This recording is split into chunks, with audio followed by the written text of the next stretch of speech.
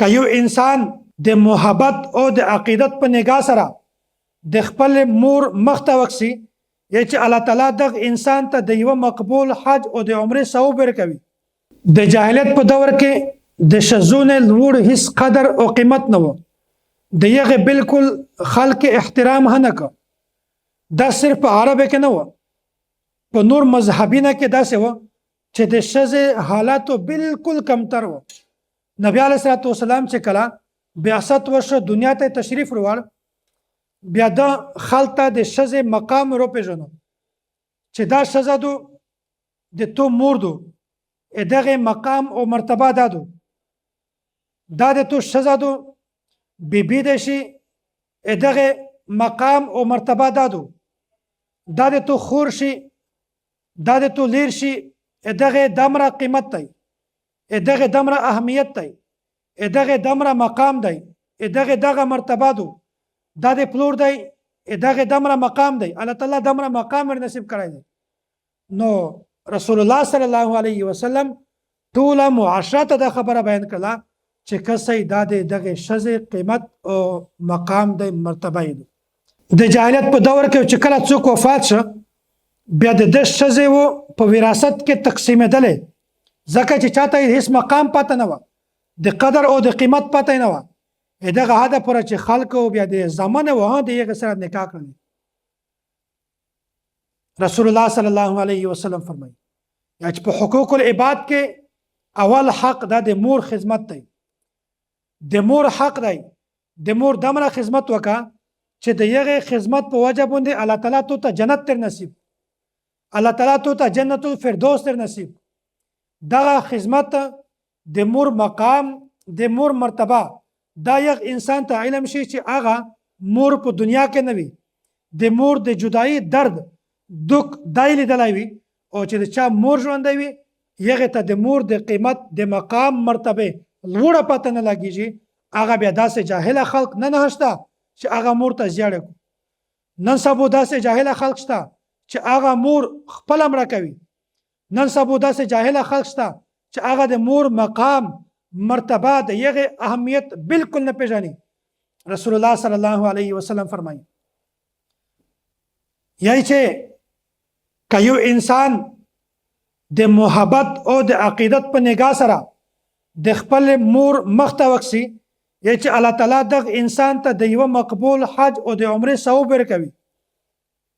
که چیرې یو کس عمره وکړو یا حج وکړو، د یغه ثواب یقیني نه دی، دا کنفرم کله نه دو چې دته ثواب ملاوي شي، دا مقبوله وي، دو د الله په حضور کې قبوله وي.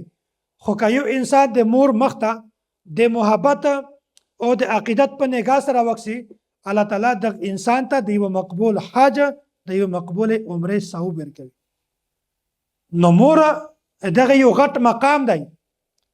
اول خو مور دی الله تعالی نه دا وغواړي یا الله مو ته بچی راسکړه، چې کله په نس باندې بچی پیدا شي، بیا په آن بعد د نیم میاشتې پوره د هغې مشقت مور برداشت کوي، بوج یې مور برداشت کوي. وجه څه دی؟ ژوندکی دی.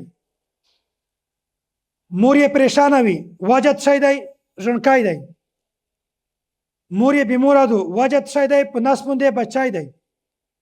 چې کله بچی پیدا کېږي، بیا هم مور ته پریشانی وي، مور ته تکلیف وي، درد وي ورته چې بچی پیدا شي. بیا مور د بچی جسم صفا کوي، دا ګندګي صفا کوي، دا جامې صفا کوي. دغه حده پوره چې ژوندکی لږ کې ستر شي، د یغه صحت خیال ساتي. که ژوندکی وي لوړ وي، مور هم ورسره لوړه وي. که ژوندکی نوست وي، مور هم ورسره نوست وي. د ژوندکي خوښي د مور خوښي ده، د ژوندکي صحت د مور صحت دی، د ژوندکي بیماري، د ژوندکي پریشانی دا د مور بیماري ده، دا د مور پریشانی ده. نو چې کله یو انسان بیا ستر شي، بیا مور ته زیاړه کو، مور ته غلطه خبرې کو، مور په لرګي باندې وای، د مور مقام، د مور قیمت، د مور اهمیت نه پیژني. نو رسول الله صلی الله علیه وسلم چې کله دنیا ته تشریف وروړ، خلک ته وویل چې کسې دا د تو سه مور دو، دغه مقام دی، دغه خدمت کا جنت ورته ملاویږي. او خلک دا د مور دو، دا ته د محبت په نگاه سره کسې الله تو ته د حج او د عمرې مقبول ثواب درکوي. دا د ښځه دو دغه دا ثواب دی، دا د لیر دو دغه دا ثواب دی، دا د تو خور دو دغه دا ثواب دی. نو رسول الله صلی الله علیه وسلم معاشرات ټول خلک دا خبره بیان کړه چې د هر شي یو خپل قدر او قیمت دی، د هر شي یو خپل مقام او مرتبه دو. دا د مور قیمت دی، دا د خور قیمت دی، دا د لیر مقام دی، دا د ښځې مقام دی. یوه خبره بله درته بیانوه. یو عاشق و چېرته بیا خپلې معشوقې ورته وویل چې که چېرې ته واقعتا د مور سره محبت کې بیا ته داسې وکړه چې د خپل مور زړه در وکوژه او مو ته یې وروړه. زه په دا خبره باندې یقین وکړه چې واقعتا ته د مور سره محبت. نعوذ بالله نن سبا داسې هم جاهل خلک شته، ناواقفه خلک شته چې د یوې ملګرې دپاره څه نه څه نه کوو. دا یې روغی، نعوذ بالله مور ته روغی، مور یې قتل کړ. د هغې نه زړه راویاست، هغه زړه یې په لوس کې وخستی دی، دا یې مخکې روان دی. ګولۍ سره یې پښه ولګېده، نسکور شه. دا چې کلرچک شه، مور یې ورته وویل چې زمانه خوښ شوی خو نه وي، زمانه تکلیف خو نه وي در رسېدلی. دا حال نن سبا د میږ دی. دا هغه خلک چې ناواقفه دي، نه د مور مقام پېژني، نه د ښځې مقام پېژني، نه د لیر مقام پېژني، نه د خور مقام پېژني. دا حال د میږ دی. په چار ده چې میشت اوس د خپلې مور مقام مرتبه وپېژني.